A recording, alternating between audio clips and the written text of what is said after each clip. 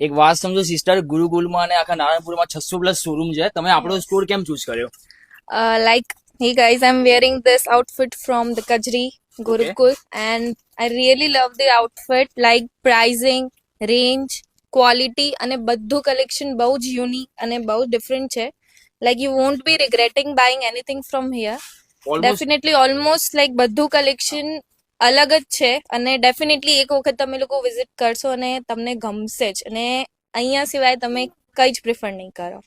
Definitely શું બહુ નામ જ છે સરસ તમારું? છે. મારું નેમ શ્રેયા છે.